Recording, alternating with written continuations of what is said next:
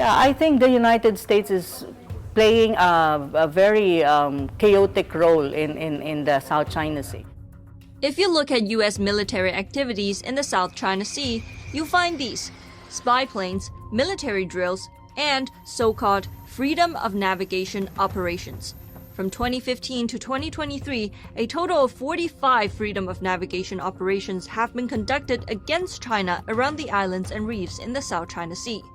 Internationally, they're not perceived in a good light. It wants to preserve so-called freedom of navigation. That's more their interest. It's not the interest of my country. The problem with South China Sea is not because of the four claimants plus China. It is because of the United States using the freedom of navigation as an excuse to be involved in South China Sea.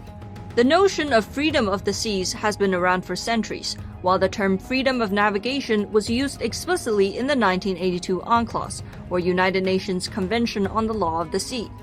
While all nations recognize the freedom of passage for commercial vessels, the U.S. wants it to mean unrestricted access for its warships and submarines. This, of course, is challenged by many. 这不是霸道行径吗？如果说这叫航行自由，那我们的法治规则在哪里啊？ A 2017 report observed that Malaysia considers unauthorized military activities in the EEZ as unlawful and a threat to its territorial integrity and political independence. In 2020, then Malaysian Foreign Minister Hishamuddin Hussein wrote in a statement, while international law guarantees the freedom of navigation, the presence of warships and vessels in the South China Sea has the potential to increase tensions. So as a respectful country, probably they should refrain from interfering. If there is no United States, only China plus ASEAN as an organization that trying to resolve the issue, I think it can be done.